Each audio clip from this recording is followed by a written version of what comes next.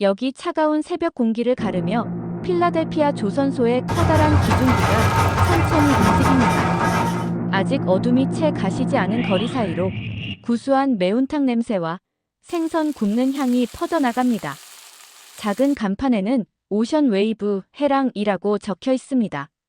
좁은 골목길에 끝없이 길게 줄 서 있는 사람들. 새벽부터 이 사람들은 무엇을 하는 걸까요?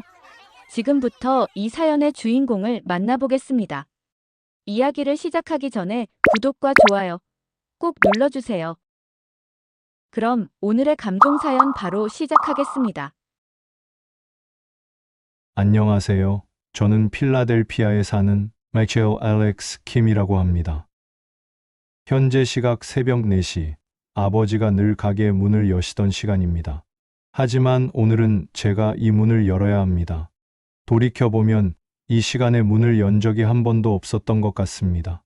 월스트리트 금융가에서 일하며 늦은 아침을 맞이하던 제가 이제는 아버지의 자리에 서 있습니다. 현관문을 열자 익숙한 냄새가 코끝을 스칩니다. 어릴 적부터 맡아왔던 된장국 냄새, 생선 비린내, 그리고 아버지의 땀 냄새가 공기 속에 배어 있는 것 같습니다. 주방으로 들어가 불을 켭니다. 아버지가 쓰러지시기 전날까지 사용하시던 주방이 그대로입니다. 정갈하게 놓인 커다란 프라이팬들, 손때 묻은 국자들, 그리고 벽에 걸린 바다 사진 한 장. 통영 앞바다에서 찍은 그 사진 속에는 젊은 시절의 아버지가 환하게 웃고 계십니다. 새벽 4시 30분, 주방 직원들이 하나둘 출근하기 시작합니다. 대부분 아버지 시절부터 일하셨던 분들입니다. 그들의 눈빛에서 걱정이 느껴집니다. 월스트리트에서 일하던 아들이 과연 이 식당을 이어갈 수 있을지, 그런 의구심이 역력합니다. 커다란 냄비에 물을 올리고 된장을 푸는 일부터 시작합니다. 아버지가 남기신 레시피 노트를 보며 하나하나 따라합니다. 이상하게도 손이 기억하고 있습니다. 어릴 적 주방 한 구석에서 아버지의 모습을 지켜보며 무의식 중에 익혔던 모든 동작들이 자연스럽게 흘러나옵니다. 새벽 5시, 조선소에서 첫 번째 기적이 울립니다. 아버지는 이 소리를 새벽을 여는 노래라고 부르셨습니다. 그 소리와 함께 첫 매운탕의 육수를 끓이기 시작합니다. 통영에서 공수해온 멸치와 디포 부둣가에서 사온 각종 해산물이 육수의 깊은 맛을 더해갑니다. 5시 30분, 조선소 작업자들이 하나둘 모여들기 시작합니다. 30년간 한 번도 거르지 않고 이 시간에 문을 열었다는 이야기를 들었습니다. 폭설이 내리던 날에도, 허리케인이 지나가던 날에도 아버지는 이 자리를 지키셨다고 합니다. 첫 손님이 들어오십니다. 허리가 굽은 노인이십니다. 아버지의 단골 손님이라고 합니다. 30년간 매일 아침 이 자리에서 아버지가 끓여주신 매운탕으로 하루를 시작하셨다고 합니다. 떨리는 손으로 첫 매운탕을 내어드립니다. 그래, 이 맛이야. 완전히. 김 사장님 손맛은 아니지만 이제 괜찮아진 것 같네요. 어르신의 그 말씀을 듣는 순간 눈시울이 붉어집니다. 아버지가 이곳에서 30년간 지켜오신 것은 단순한 맛이 아니었다는 것을 깨닫습니다. 그것은 누군가의 하루를 시작하게 하는 힘이었고 그들의 일상이었으며 우리 가족의 역사였습니다. 해가 떠오르며 조선소가 점점 분주해져 갑니다. 새벽부터 기다리던 손님들이 하나둘 자리에 앉습니다. 그들의 작업복에는 여전히 쇳가루 냄새가 배어있고 거친 손에는 용접 자국이 선명합니다. 아버지께서 이들과 함께 나누셨던 그 시간들이 이제야 조금씩 이해되기 시작합니다. 이것이 제가 지켜나가야 할 아버지의 바다입니다. 단순한 식당이 아닌 누군가의 아침을 시작하게 하는 따뜻한 공간. 이제 저는 이 바다의 새로운 항해자가 되어야 합니다. 아버지의 이야기는 머나먼 통영 바다에서 시작됩니다. 1970년대 통영 앞바다, 새벽마다 고기를 잡으러 나가시던 할아버지의 작은 어선에서 아버지의 청년 시절은 시작되었습니다. 아버지께서 들려주신 그 시절 이야기들이 지금도 선명하게 기억납니다. 당시 통영은 한국의 작은 어촌에 불과했지만 아버지에게는 온 세상이었다고 합니다. 새벽녘 바다로 나가 물고기를 잡고 해질 무렵 돌아와 어머니가 끓여주시는 매운탕을 먹는 것이 일상이었습니다. 그때 배우신 통영식 생선 요리의 비법이 훗날 필라델피아에서 새로운 삶의 기반이 될 줄은 아무도 몰랐을 것입니다. 1980년 조선소 용접공 모집 공고를 보고 아버지는 큰 결심을 하셨습니다. 통영에서 익힌 용접 기술을 믿고 머나먼 미국행을 선택하신 것입니다. 단돈 $300와 할머니께서 몰래 챙겨주신 된장 한 단지를 들고 필라델피아행 비행기에 오르셨다고 합니다. 처음 필라델피아에 도착하셨을 때 아버지는 말 그대로 아무것도 없는 상태였습니다. 영어 한마디 제대로 못하시는 상황에서 시작하신 조선소 생활은 상상 이상으로 고되었다고 합니다. 하루 12시간 이상의 고된 노동, 차가운 겨울 바람을 맞으며 높은 곳에서 용접을 하는 일은 통영 바다의 그것보다 더 위험했습니다. 하지만 아버지는 묵묵히 견디셨습니다. 조선소에서 점심시간이면 홀로 구석에 앉아 할머니가 챙겨주신 된장으로 끓인 국을 드셨다고 합니다. 그때 주변 동료들이 하나둘 모여들기 시작했습니다. 낯선 향이지만 묘하게 끌리는 된장국 냄새에 이끌려온 그들에게 아버지는 작은 숟가락을 하나씩 건네주셨습니다. 그렇게 시작된 인연으로 아버지는 조금씩 미국 생활에 적응해 나가셨습니다. 용접 기술이 뛰어난 아버지는 점차 인정을 받기 시작했고 2년 만에 조선소의 핵심 인력이 되셨습니다. 그즈음 한국에 계시던 어머니도 미국으로 오시게 되었고 두 분은 조선소 근처 작은 아파트에서 새로운 삶을 시작하셨습니다. 어머니는 처음에 작은 반찬 가게를 시작하셨습니다. 조선소 동료들의 부탁으로 시작한 김치와 장아찌 판매가 입소문을 타기 시작했고 점차 단골이 늘어갔습니다. 특히 어머니가 만드신 통영식 생선조림은 현지인들 사이에서도 인기가 높았습니다. 아버지는 퇴근 후에도 쉬지 않으셨습니다. 밤늦게까지 어머니의 반찬 가게를 도우시며 틈틈이 영어도 배우셨습니다. 깊은 밤 주방에서 혼자 연습하시던 서투른 영어 발음이 아직도 귓가에 생생합니다. 피시 수프, 스파이시 수프, 매운탕을 설명하기 위해 수백 번도 더 되뇌이셨던 그 말들이 지금은 해랑의 대표 메뉴가 되었습니다. 1985년 드디어 두 분의 꿈이었던 작은 식당을 열게 되었습니다. 조선소에서 모은 월급과 반찬 가게 수입을 모두 모아 시작한 작은 도전이었습니다. 처음에는 반찬 가게의 단골 손님들과 조선소 동료들이 전부였지만 아버지는 매일 새벽 4시에 문을 여셨습니다. 바다는 새벽에 가장 너그럽다는 통영 어부들의 말씀을 믿으셨기 때문입니다. 새벽에 잡은 고기가 가장 싱싱하듯 하루의 시작도 새벽부터 준비해야 한다고 하셨습니다. 그렇게 시작된 해랑은 조선소 노동자들의 아침을 여는 곳이 되었습니다. 지금 생각해보면 아버지께서 이룩하신 것은 단순한 식당이 아니었습니다. 그것은 한 이민자가 낯선 땅에서 자신의 정체성을 잃지 않고 새로운 뿌리를 내린 이야기였습니다. 통영 바다에서 필라델피아 부둣가까지 아버지의 삶은 그렇게 새로운 바다를 만들어갔습니다. 이제 그 바다를 제가 이어받아야 합니다. 아버지께서 걸어오신 그 길이 결코 쉽지 않았다는 것을 이제야 깊이 이해하게 됩니다.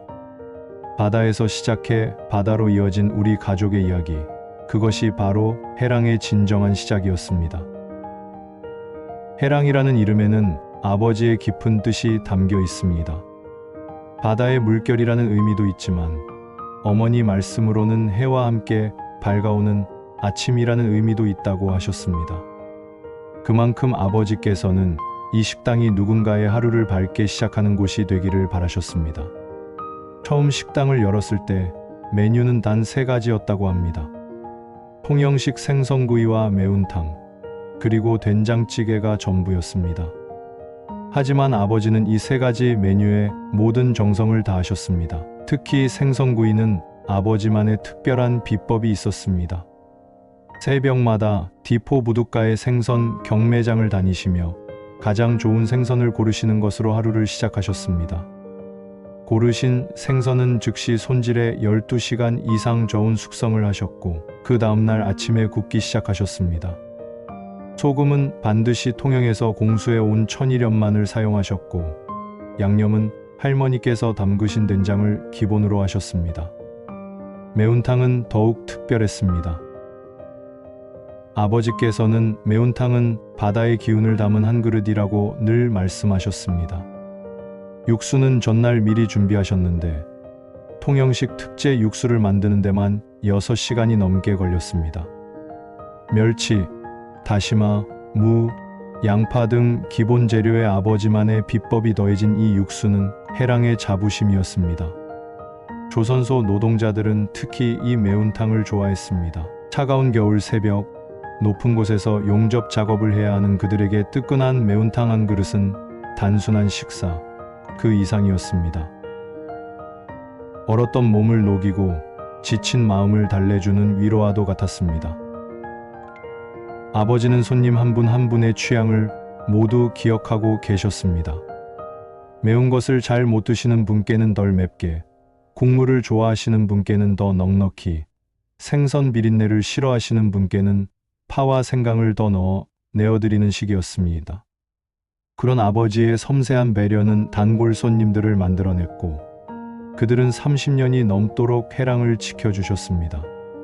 특히 기억에 남는 건 아버지께서 만드신 생선구이 소스입니다. 간장을 베이스로 한 이 소스는 아버지만의 비법이었는데 매번 드시는 분들마다 이런 맛은 처음이라는 말씀을 하셨습니다. 나중에야 알게 되었지만 이 소스에는 통영 할머니께서 담그신 간장이 들어갔고 매번 한국에서 공수해 오신 것이었습니다.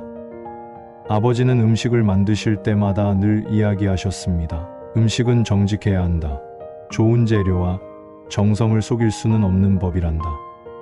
그래서 매일 새벽 가장 좋은 재료를 고르시는 일을 한 번도 게을리하지 않으셨고 모든 음식은 그날 신선한 재료로만 만드셨습니다. 해랑은 단순한 식당이 아닌 하나의 작은 공동체였습니다. 아침 일찍부터 찾아오시는 조선소 노동자들, 점심시간이면 들르시는 인근 회사원들, 저녁이면 찾아오시는 인근 주민들까지 그들은 단순히 식사를 하러 오는 것이 아니었습니다. 해랑은 그들의 쉼터였고 대화의 장소였으며 위로를 받는 공간이었습니다. 특히 인상 깊었던 것은 아버지께서 매일 아침 조선소 노동자들과 나누시던 대화였습니다. 그들의 가족 이야기, 고향 이야기, 그리고 일터에서의 고충까지 아버지는 그 모든 이야기를 진심으로 들어주셨습니다. 때로는 조언자가 되어주셨고, 때로는 그저 묵묵히 고개를 끄덕이며 공감해 주셨습니다. 이제 와서 생각해보면 해랑의 진정한 의미는 바로 그것이었는지 모릅니다. 음식은 매개체일 뿐, 실제로 아버지께서 하신 일은 사람들의 마음을 어루만지는 것이었습니다. 통영 바다의 맛을 그리워하는 향수를 달래주고 고된 하루를 시작하는 이들에게 작은 위안을 전하는 것. 그것이 바로 해랑이 30년간 지켜온 가치였습니다. 그 시절 아버지는 더욱 절약하셨습니다. 퇴근 후에는 직접 장을 보러 다니시며 가장 저렴한 재료를 찾으셨고 식당의 전기세를 아끼기 위해 필요한 곳만 불을 켜셨습니다. 하지만 음식의 질만큼은 절대 타협하지 않으셨습니다. 여전히 최상급의 생선을 고르시고 정성스럽게 음식을 준비하셨습니다. 제가 가장 기억에 남는 것은 매주 토요일 아침입니다. 그때마다 아버지는 남은 반찬들을 도시락에 담아 노숙자들에게 나눠주셨습니다. 우리도 한때는 이방인이었다라는 말씀과 함께요. 그때는 이해하지 못했지만 지금 생각해보면 그것이 아버지의 진정한 힘이었던 것 같습니다. 외상 장부에 적힌 이름들은 하나둘 지워져 갔습니다. 경제가 회복되면서 조금씩이나마 갚으시는 분들이 늘어났기 때문입니다. 어떤 분들은 10년이 지난 후에도 찾아오셔서 오래된 외상값을 갚으려 하셨습니다. 그때마다 아버지는 그런 거 잊어버렸다 하며 웃어넘기셨지만 그분들은 끝내 식당 한 켠에 돈 봉투를 두고 가셨습니다. 지금도 우리 식당 벽에는 그때의 감사 편지들이 걸려 있습니다. 아저씨가 아니었으면 그 시절을 버티지 못했을 거예요. 따뜻한 한 끼가 우리 가족에게 힘이 되었습니다. 같은 글들이 잊지 못할 추억으로 남아 있습니다. IMF는 지나갔지만 그때의 경험은 우리 가족에게 큰 교훈을 남겼습니다.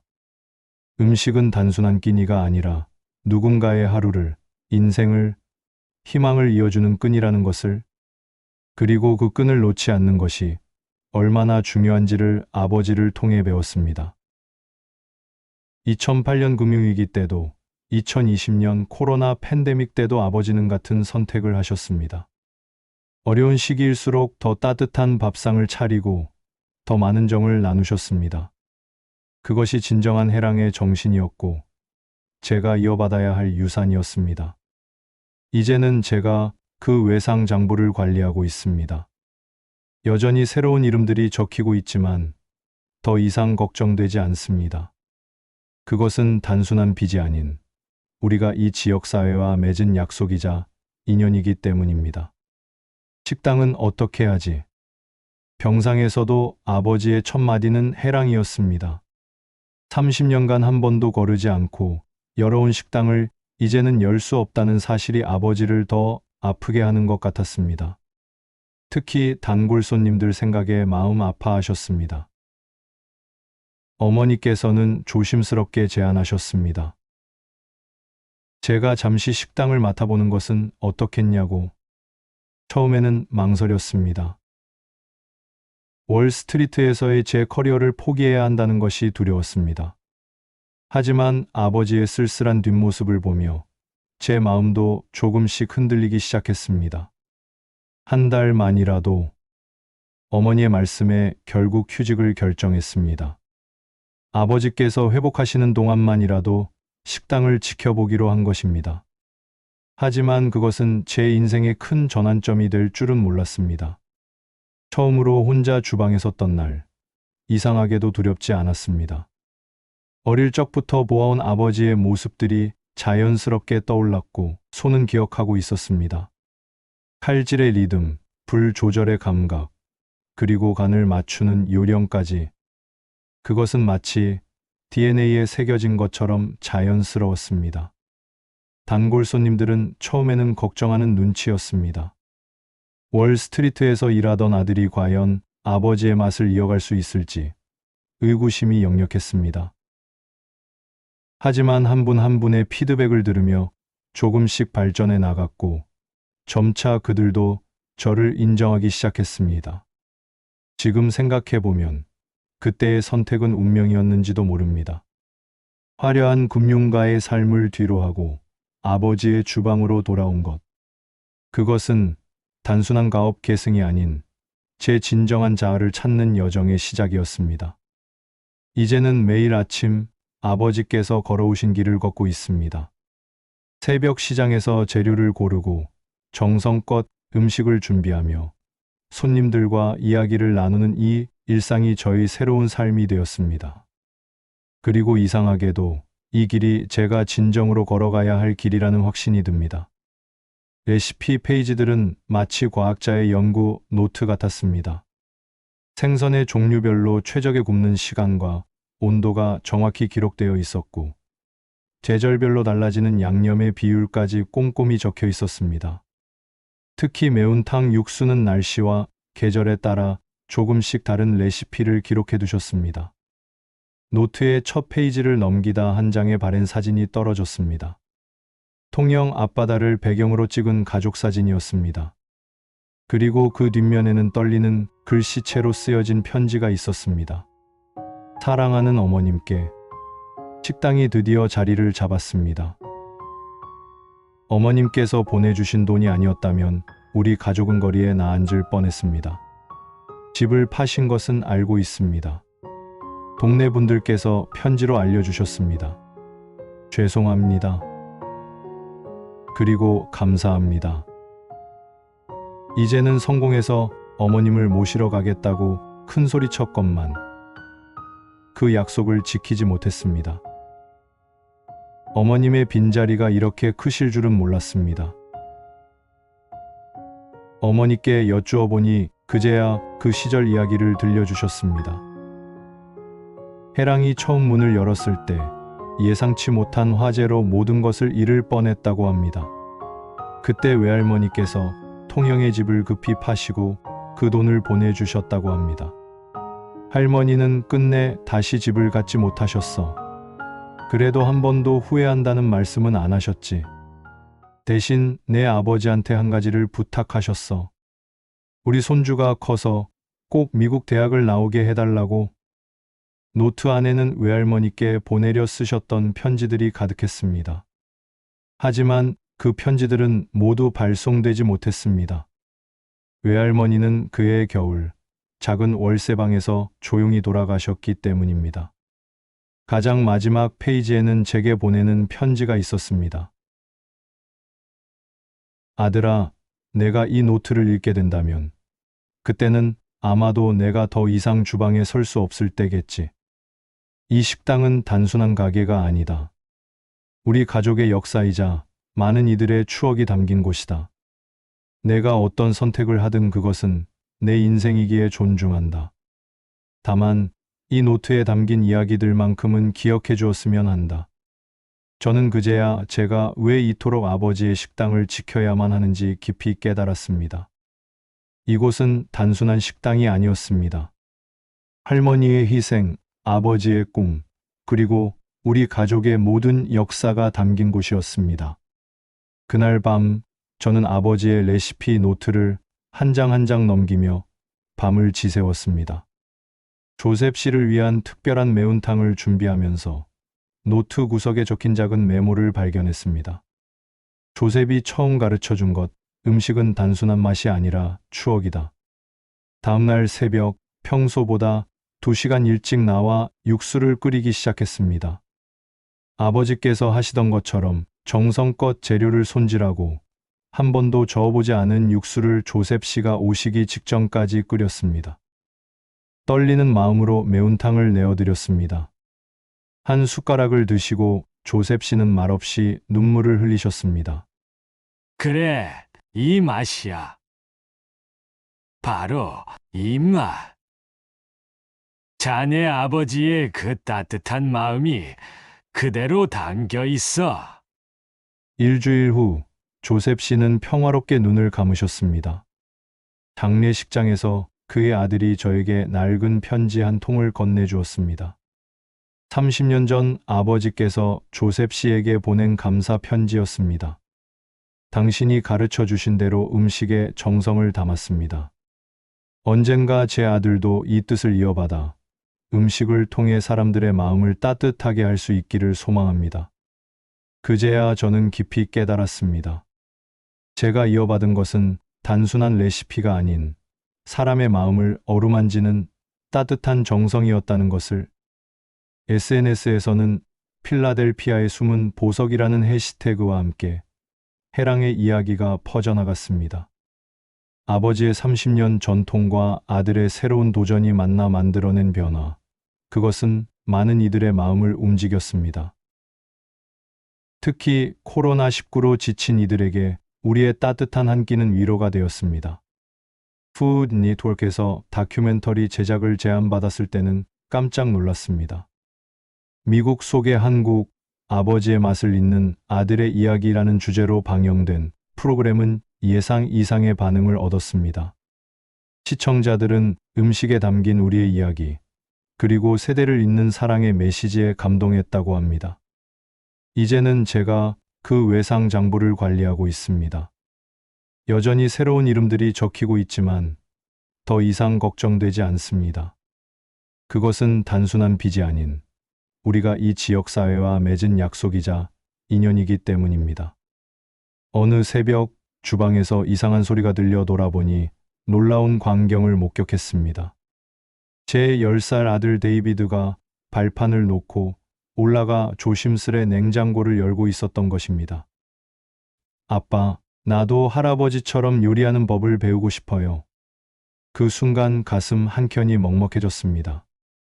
30년 전 제가 처음 이 주방에서 아버지의 뒷모습을 바라보며 서 있던 그 모습 그대로였기 때문입니다. 아들의 눈빛에서 저의 어린 시절을 보았습니다. 할아버지가 전에 말씀하셨어요. 우리 가족의 바다는 끝나지 않았다고. 그게 무슨 뜻이에요, 아빠? 아들의 질문에 저는 잠시 말을 잇지 못했습니다. 병상의 아버지께서 손자에게 들려주신 그 이야기를 저는 그제야 온전히 이해할 수 있었습니다. 그날부터 저는 아들과 함께 새벽을 맞이하기 시작했습니다. 통영 할아버지의 바다에서 시작된 이야기를 필라델피아의 새벽에서 다시 쓰고 있습니다.